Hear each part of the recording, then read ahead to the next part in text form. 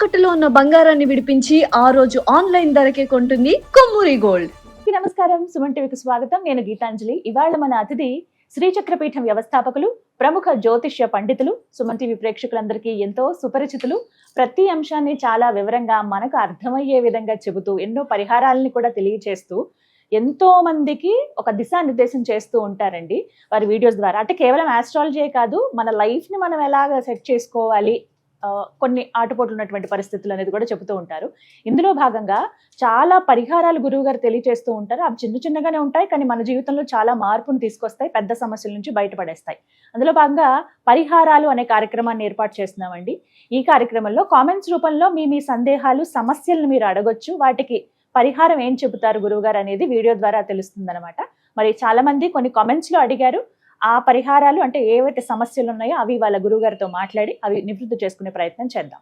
గురుగారు నమస్కారం అండి. శ్రీమాత్రే నమః. పరిహారం ఈ కార్యక్రమానికి స్వాగతం అండి.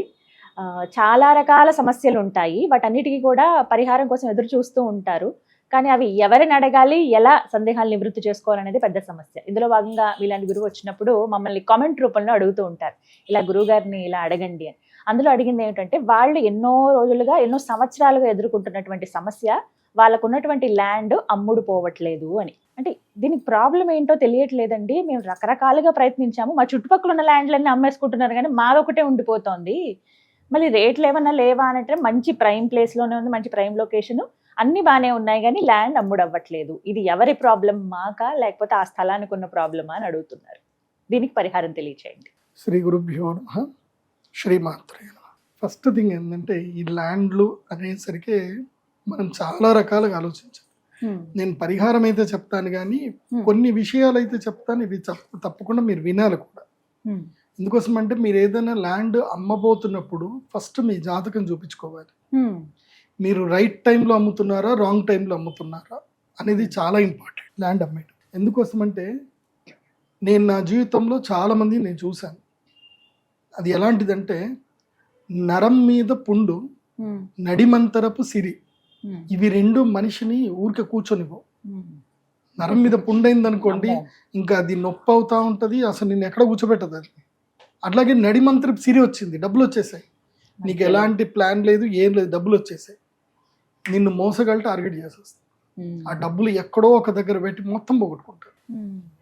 నేచరు ఒక్కటి బాగా గుర్తుపెట్టుకోండి, మీకు ఏదైనా ల్యాండ్ టైంకి అమ్ముడు పోవట్లేదు అని అంటే, ఏదో మీది బ్యాడ్ టైం ఉంది, మీ డబ్బులు పోబోతున్నాయి కాబట్టి మీకు భగవంతుడు అది అమ్మనివ్వట్లేదు అన్న ఒక పాజిటివ్ థింకింగ్లో అయితే పక్కా ఉంటుంది. ఎందుకోసం అంటే, నా లైఫ్లోనే నాకు కొన్ని అనుభవాలు జరిగాయి. నేను ల్యాండ్ అమ్ముదామనుకున్న ప్రతిసారి అది రేట్ నేను ఎక్కువ చెప్తాను, వాడు తక్కువ అంటాడు, నా ల్యాండ్ నేను అమ్మకపోవడము, నేను అమ్ముదాము అని అనుకున్న టైంకి ఎవడో ఒకడు అడగడం, వాడు తక్కువ రేట్ కనడము, డీల్ సెటిల్ అవ్వకపోవడము. నేను ఎప్పుడైతే అమ్ముదాం అనుకుంటానో నాకేదో బిజినెస్ డీల్ వచ్చి ఉంటుంది, ఆ బిజినెస్ డీల్లో పెట్టుబడి పెడితే నాకు మంచి లాభాలు వస్తాయి, దీన్ని అమ్మేద్దాం అనుకొని పోవడం. నాకు దైవానుగ్రహం ఉంది కాబట్టి ఆ డీల్ అవ్వలేకపోవడము, ఒక 2 నెలల తర్వాత అది ఫేక్ బిజినెస్ డీల్ అని తెలవడం. సో నాకు నా అమౌంట్ సేవ్ అయ్యింది. నేను అదే నాకు హడావిడిపోయి తొందరపడి అమ్మేసి నేను ఆ ఫేక్ బిజినెస్ లో డబ్బులు పెట్టేసి ఉంటే, ఇటు ల్యాండ్ లేదు, ఇటు డబ్బులు లేదు. ఒకటి, భూమి ఉంటే తొందర పడకండి భూమి అమ్మే విషయంలో. ఎందుకోసం అంటే, నడిమంతరపు సిరి అంటారు దాన్ని. భూమి అమ్మగానే ఎక్కువ డబ్బులు వస్తాయి, వాటిని ఏం చేయాలో మీకు తెలియదు.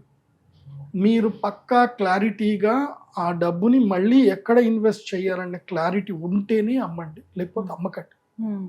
ఎందుకోసం అంటే, మార్కెట్లో ఎక్కడైనా సరే భూమి కొనేటప్పుడు కొన్ని మోసాలు బాగా జరుగుతాయి. ఎలాంటి మోసం అంటే, అందులో టాప్ నంబర్ 1 మోసం ఒకటి ఉంటుంది. ఏంటంటే, ల్యాండ్ డాక్యుమెంట్ క్లియర్గా ఉంటుంది, టైటిల్ క్లియర్ ఉంటాయి, అన్నీ ఉంటాయి. నువ్వు కొనగానే కరెక్ట్గా 10 రోజులకి వాడికి డబ్బులు వెళ్ళిపోతాయి, కొన్నవాడు అమ్మినవాడు అంతా సెటిల్ అయిపోతాడు, అంతా అయిపోతుంది. వాడి బలగంలో ఎవడో ఒకడు వస్తాడు, పాలివాళ్ళు ఎవరో వస్తారు, కేసేసేస్తారు, కథ. ఇంకా నువ్వు ఆ ల్యాండ్ ఎటు అమ్మలేవు, పొజిషన్లోకి వెళ్ళినా కానీ వాళ్ళు వచ్చి గొడవలు చేస్తారు, నువ్వు వాళ్ళకి మళ్ళీ సెటిల్మెంట్ చేసుకోవాల్సి వస్తుంది. సో నువ్వు ఎంత అడ్వకేట్ దగ్గరికి పో, ఎంత లీగల్గా చూసుకో, ఫ్యామిలీ సర్టిఫికేట్ ఇంక్లూడెడ్ కాకుండా, అంటే ఫ్యామిలీ ట్రీ ఉంటుంది, అనువంశిక ఆస్తి అయితే కనుక ఫ్యామిలీ ట్రీ ఉంటుంది. ఆ ఫ్యామిలీ ట్రీ చూడకుండా ఎట్టి పరిస్థితుల్లో ల్యాండ్ కొనకండి. కంపల్సరీ ఫ్యామిలీ ట్రీ చూసుకోండి, కొనేదైనా అమ్మేదైనా సరే. అది బాగా గుర్తుపెట్టుకోండి.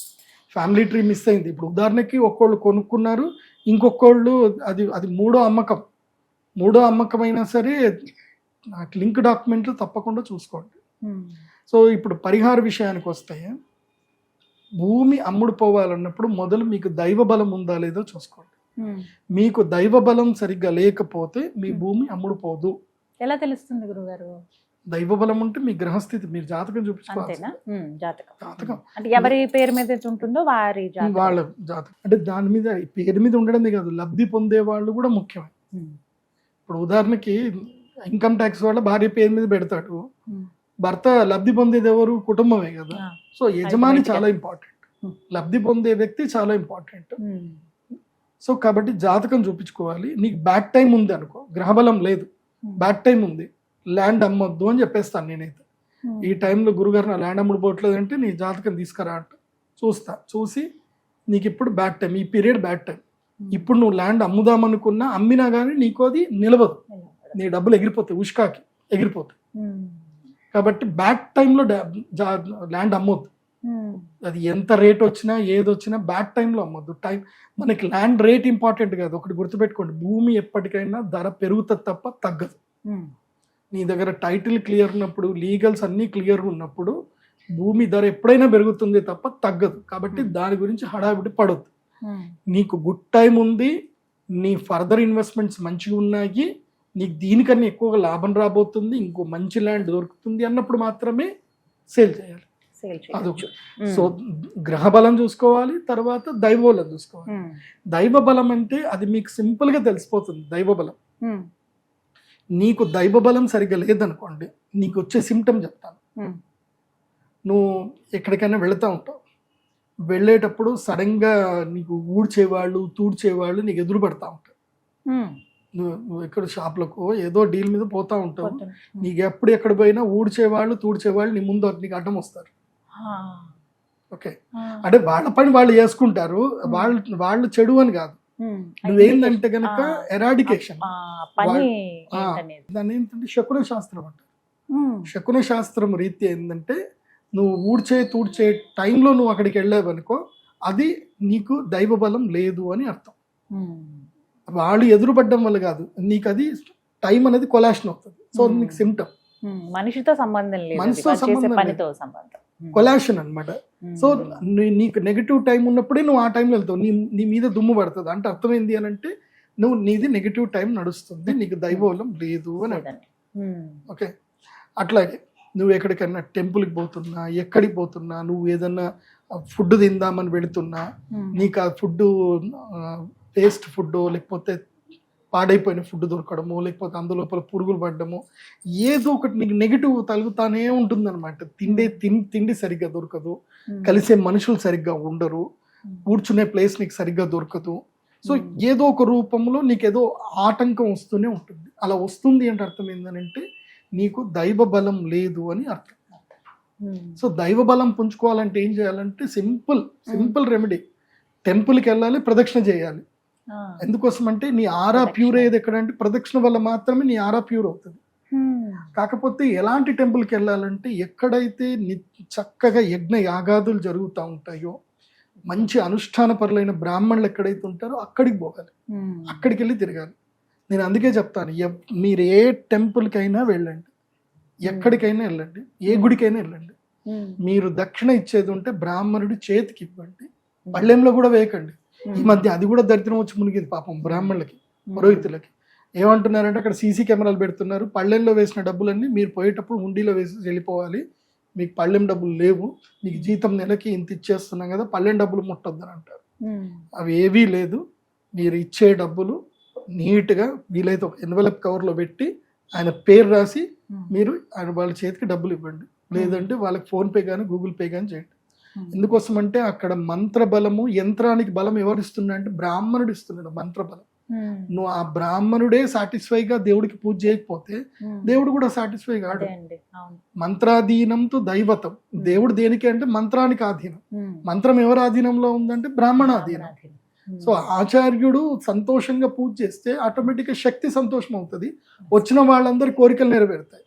సో అక్కడ అర్చకుడు బ్రాహ్మణుడే సంతోషంగా లేకపోతే దైవం కూడా సంతోషం ఉండదు.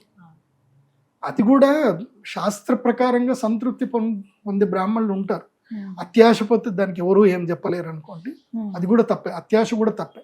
కాకపోతే ఏంటంటే తనకి ధర్మబద్ధంగా తను ఉండడానికి ఏదైతే తనకి ఇంటర్నల్ గా ఒక సాటిస్ఫాక్షన్ ఉండాలి, ఇంటర్నల్ గా అన్సాటిస్ఫాక్టరీ మాత్రం ఉండకూడదు. అది సో అందుకే బ్రాహ్మణులకు దక్షిణ ఇవ్వండి, గుడిలో అర్చన చేసుకోండి, అట్లా దైవ బలం ఉందండి. ప్రదక్షిణ చేస్తే ఆరా ప్యూర్ అవుతుంది. ప్రదక్షిణ చేయడం అది నిదానంగా దైవనామస్మరణ చేస్తూ ప్రదక్షిణ చేస్తే అద్భుతంగా శక్తి వస్తుంది. సో దైవ బలం గ్రహ బలం రెండు చెప్పాను. ఇవి రెండు బలంగా ఉన్నప్పుడే నువ్వు వెళ్ళి ఆ భూమిలో బలం తీసుకురావాలి. భూమికి ఆకర్షణ బలం రావాలి. భూమికి ఆకర్షణ బలం ఎవరిస్తారు? ఇప్పుడు ఉదాహరణకి మీరు కెమెరా ముందు నిల్చున్నారు, మీరు కెమెరా ముందు అందంగా కనపడాలంటే మీరేం చేయాలి? మేకప్ చేసుకోవాలి కదా, మేకప్ చేసుకోవాలి, మంచిగా రెడీ అవ్వాలి. సో భూమి చూసే వాళ్ళకి కూడా ఫస్ట్ భూమి అందంగా కనపడాలి కదా. ఫస్ట్ నువ్వు చేయాల్సింది ఏంటంటే భూమిని అయితే చక్కగా చేసేసి దాన్ని అందంగా కనబెట్టేట్టు, వచ్చిన వాళ్ళు భూమిని చూడగానే ఇంప్రెస్ అవ్వాలి. అది బేసిక్. అది సో భూమికి ఆకర్షణ శక్తి రావడానికి మార్గం ఏంది అని అంటే పక్షులకి ఆహారం పెట్టడం, భూత బలి చేయడం. భూత బలి అంటారు. భూత బలి అంటే ఇక్కడ భూతాలు దయ్యాలు కాదు, ఇక్కడ భూతాలు అంటే భూత బలి అంటే అర్థం ఏంటంటే పంచభూతాలని ఆధారంగా చేసుకొని పశుపక్షాదులు ఏవైతే ఉన్నాయో, ఎందుకోసం అంటే వాటి ఆకలి కోసం అలమడుతుంది. ఈ ప్రపంచంలో ప్రతి ఒక్క జీవి కూడా ఆకలి కోసమే తిరుగుతుంది. ఒక్క మనిషి ఆకలిని జయించాడు కాబట్టి ఇంక దిక్కుమాల వాడి గురించి తిరుగుతాడు, కానీ మనిషి కూడా ఆకలి గురించి తిరిగేవాడు. కానీ ప్రకృతిలో ఒక మనిషి తప్ప మిగతా అన్ని జీవ జంతువులు ఆకలి కోసం తిరుగుతాయి. కాబట్టి మీరు ఏ భూమిలో అయితే గనక పశుపక్షాదులకు ఆకలిని తీరుస్తారు, అప్పుడు ఏమవుతుందంటే అవి బ్లెస్సింగ్స్ ఇచ్చేస్తాయి. ఆ భూమి లోపల వాటికి ఉన్న పాజిటివ్ ఎనర్జీని అక్కడ ఇచ్చేసి వెళ్ళిపోతాయి అవి. అందుకే నేను రైతులకు కానీ ఎవరికైనా చెప్పేది, పక్షులను కొట్టకండి. పక్షులకు వచ్చి అవి ఆహారాన్ని తింటున్నాయో, ఎంత ఆహారం తింటాయి మ్యాక్సిమం మిమ్మల్ని దళారి కొట్టినంత డబ్బులు కూడా అవి తినవు. మిమ్మల్ని దళారి మోసం చేసేంత డబ్బులు అవి తినవు. ఓకే, మీరు ఎవరికో ఆ డబ్బులు అప్పులు ఇచ్చి వాడు మిమ్మల్ని మోసం చేసినంత కూడా అవి తినవు, అంతే కదా. కాబట్టి పక్షులు తినని, పక్షులు ఎంత నువ్వు తినడానికి, నువ్వు నీ పొలంలో అయినా ఎక్కడైనా పక్షులు తింటే నీకు నష్టం లేదు.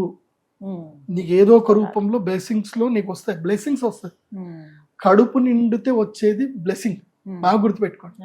అందుకే మన సనాతన ధర్మంలో ఏం చెప్తారు అంటే నువ్వు ఏదైనా పూజ చెయ్యి, అది చావైనా పుట్టుకైనా పెళ్ళైనా లేకపోతే గృహప్రవేశమైనా, నువ్వు ఏదైనా చేయి, అన్నం పెట్టని చెప్తారు సనాతన ధర్మం. అన్నం పెట్టమంట, అన్నదానం మహాదానం, కాబట్టి అన్నదానం చేయమంటారు. సో ఇక్కడ ఏంటంటే నువ్వు అన్నదానము నువ్వు జనాలకు చేసినంత మాత్రాన్ని గొప్పరా. ఎందుకోసమంటే ఇది నెగిటివ్లో వెళ్తుంది. పబ్లిక్కి పెడితే ఏంటంటే, మీరు పబ్లిక్ అన్నం పెట్టారనుకోండి, వాడికి ఏంద్ర మంచి ల్యాండ్ ఉంది, మంచి డబ్బు ఉంది, అసూయ వెళ్తుంది, బ్లెస్సింగ్ వెళ్ళదు. మనుషులకు పెట్టకూడదు, అసూయ వెళ్తుంది. అసూయ వెళ్ళకూడదు అంటే ఒకటి నేను ఎప్పుడైనా చెప్తాను, నీకున్న డబ్బుల లోపల నువ్వు కేవలము నీ 10% మాత్రమే నువ్వు పబ్లిక్కి చూపించాలి. నీ దగ్గర 10 కోట్లు ఉంటే నువ్వు జనాలకు చూపించుకోవాల్సింది ₹1, మిగతా 9 కోట్లు లేనట్టుగానే ఉంటుంది. నేనైతే అది కూడా చూపించుకోవద్దని చెప్తా, కీప్ సింపుల్. ఓకే, సో నేననేది ఏంటంటే మీరు పక్షులకి ఆహారం పెట్టండి. అందులోపల కొన్ని స్పెసిఫిక్ నక్షత్రాలు ఉంటాయి. ఈ నక్షత్రాలు బాగా గుర్తుపెట్టుకోండి. ఈ నక్షత్రం లోపల ప్రకృతి శక్తినిస్తుంది. ఏటికి? పశుపక్షాదులకు శక్తినిస్తుంది. మీరు రోజు పెట్టినా సంతోషమే, 48 రోజులు పెట్టినా సంతోషమే. అందులోపల ప్రధానంగా చేయిందంటే కనుక, ఒకవేళ మీ ల్యాండ్ నెగిటివ్ ద్వారా అంటే ఎవరైనా నెగిటివ్ చెప్పడం వలనో, ఏదో ప్రభావం వలనో, కోర్టు కేసులు దేని వల్ల మీకు అది ల్యాండ్ వల్ల బలం రాకపోతుంది. ఆరుద్ర నక్షత్రం రోజున, కృత్తికా నక్షత్రము, ఆరుద్ర నక్షత్రము, అదేవిధంగా రేవతి నక్షత్రం, ఈ 3 నక్షత్రాల్లో మీరు అన్నము వండి అందులోపల బెల్లం వేసి చక్కగా నెయ్యి వేసి కలిపి ఒక అరిటాకు లేదా మామూలుగా ఆకులు వేసేసి కనీసం కిలోన్నర అన్నం మీరు పసుపు వేసేసి అన్నం పెట్టండి. అది కాకులు తినని ఏవైనా తినని, అన్నం అక్కడ పెట్టేసి ఆ ల్యాండ్లో పెట్టేసి కొబ్బరికాయ కొట్టి నీళ్లు తిప్పేసి ఇంత దీపం పెట్టి అగరబత్తి వెలిగించేసి పువ్వులు వేసేసి వెళ్ళిపోండి అంతే. అది తింటాయి. ఒకవేళ ఆ రోజు ఏ పక్షి దాన్ని ముట్టలేదు అంటే మీకు దైవ బలం లేదు అని అర్థం. అలా తెలుసుకోవచ్చు. నేను చూస్తే కదా, అంతెందుకు నేను కాంచీపురంలో ఉన్నప్పుడు ఒక బ్రాహ్మణుడు ప్రతిరోజు వైశ్యబలి పెడతాడు. వైశ్యబలి పెడుతున్నాడు ఆయన. ప్రతిరోజు వెళ్ళి వైశ్యబలి చేసి అన్నం పెట్టేసి వెళ్ళిపోతారు. నేను అదే ఇంట్లో రెంట్కున్నా కదా, వైశ్యబలి చేస్తే అవి తింటున్నాయి. సో మేము అన్నం తిన్నాక అన్నం మిగిలిపోతుంది కదా, తిన్నాన్నం మిగలడం ఎందుకు అని చెప్పి మేము సరే కాకులో ఏదో తింటాయిలే అని చెప్పి పైన వేస్తే మేము పెట్టిన అన్నం ముడతలేదు ఆ కాకి. ఆయన వైశ్యబలి చేసిన దాన్ని మాత్రం ముట్టి వెళ్తుంది. ఎందుకు ఇట్లా ఎందుకు జరుగుతుందిరా అని అప్పుడు మేము చిన్నపిల్లం, మేము అంతా రీసెర్చ్ చేసేవాడు, అంత అర్థం కాలే. సో అప్పుడు మా గురువుగారిని అడిగారు, ఎందుకు గురుగారు ఇట్లా? అందరం అక్కడ కాలనీలోనే ఉంటాం అనమాట. కాంచీపురంలో మీరు ఎణత్తూర్ అని ఉంటుంది, చంద్రశేఖర సరస్వతి విశ్వమహావిద్యాలయం, దానికి అగ్రహారము స్వామివారు కట్టించారు. సో మేము అక్కడనే రూమ్లో ఉండేవాళ్ళం. మా ప్రొఫెసర్లు అందరూ అక్కడనే ఉంటారు, వాళ్ళకి అందరికీ అకామిడేషన్. సో మా ప్రొఫెసర్ని అడిగా, ఎందుకు ఇట్లా జరుగుతుంది గురుగారు అంటే, అవునా నువ్వు ఒక పని చేయి, నువ్వు గాయత్రి మంత్రం చదివి 108 గాయత్రీలు చేసి తర్వాత అన్నం పెట్టు, తింటదో లేదో చూడు అని అన్నాడు. సరే నెక్స్ట్ డే అన్నము మిగిలిన అన్నం అయినా సరే గాయత్రి మంత్రం చదువుకొని సంధ్యావందనం అయినాక గాయత్రి మంత్రం చదివాక అక్కడ పెట్టి చెప్పారు, పరిశేచనం చేసి నీళ్లు చల్లి దండం పెట్టుకొని పెట్టు, నువ్వు ఏది పెట్టినా తింటది అని చెప్పారు. అంతే, పెట్టిన లేదు, కాకులు వచ్చాయి తినే వెళ్ళిపోయి. అప్పటిదాకా మేము 4 రోజులు పెట్టిన తిండి ఏది ముట్టలేదు. గాయత్రి మంత్రం చదివిన తర్వాత పెడితే పోయింది. అంటే పెట్టేవాడికి కూడా దైవ బలం ఉంటేనే అవి ముడతాయి. వాటికి ఆకలి ఉంది కరెక్టే, కానీ ముట్టవు. నేను అందుకే ఈ నక్షత్రం ఎందుకు చెప్పిన అంటే, ఆర్ద్ర నక్షత్రం రోజు శక్తి సంకేతం తిరుగుతూ ఉంటుంది. ఈ ప్రకృతిలో బాగా గుర్తుపెట్టుకోండి, ప్రకృతిని పసిగట్టలేని మూర్ఖుడు మనిషి మాత్రమే. ప్రకృతిలో జరిగేటువంటి వేవ్స్ కానీ మూమెంట్స్ కానీ తెలియంది ఓన్లీ మనిషికి మాత్రమే. నేను మొన్న ఏమైంది అంటే, మీకు కియా దగ్గర మేము బెంగళూరు వెళ్తా ఉన్నాం. ఈ కియా దాటగానే అది ఒక డెవిల్ లొకేషన్ అట, అది నాకు కూడా తెలియదు. దాన్ని ఏంటంటే డెవిల్ స్పాట్ అంటారట. కియా దాటగానే జస్ట్ ఒక 3 కిలోమీటర్స్ దాటగానే ఒక ఊరు వచ్చేందుకు డెవిల్ స్పాట్ అని అంటారట. నాకు అప్పటిదాకా తెలీదు. మేము వెళుతుంటే మా టైర్ పంక్చర్ అయింది. ఇంత పెద్ద ఇది ఏదో ఇనుపది గుచ్చుకొని టైర్ కోసుకపోయి క్షణంలో మేము ఆపేసాము. సౌండ్ రాగానే ఆపేసాం. ఆపగానే నేను కిందికి దిగాను, ఏవో అయ్యిందిరా అని చెప్పేసి నాకు ఏదో డౌట్ వచ్చింది. సరే నువ్వు వెళ్ళి చేయించుకురా అని మా పిల్లాన్ని పంపించేసాను. తర్వాత పక్కన పొలం దిగా అనమాట. దిగితే ఇన్ని ఆర్ద్ర పురుగులు కనపడ్డాయి. ఒకటి గుర్తుపెట్టుకోండి, సూర్యుడు ఎప్పుడైతే రోహిణి నక్షత్రం అడుగు పెడతాడు, రోహిణి, మృగశిర, ఆర్ద్ర నక్షత్రం, ఈ 3 నక్షత్రాలు సూర్యుడు సంచరించినంత సేపు, అంటే మోస్ట్లీ వృషభ రాశిలో సూర్యుడు రోహిణి నక్షత్రం అడుగు పెడతాడు. రోహిణి, మృగశిర, ఆర్ద్ర. సో ఈ నక్షత్రంలో సూర్యుడు ఉన్న రోజులు భూమి లోపల నుంచి ఆర్ద్ర పురుగులు బయటకు వస్తాయి. అవి ఇప్పుడే వస్తాయి ఈ జూన్. అంటే కరెక్ట్ గా చూసుకోండి, రోహిణి కార్తె, మృగశిర కార్తె, ఆరుద్ర కార్తెలో ఎర్రటి పురుగులు వస్తాయి. మక్మల్ క్లాత్ లాగా చాలా స్మూత్ గా మంచిగా ఉండే ముద్దు అనిపిస్తాయి. అవి బయటకు వస్తాయి.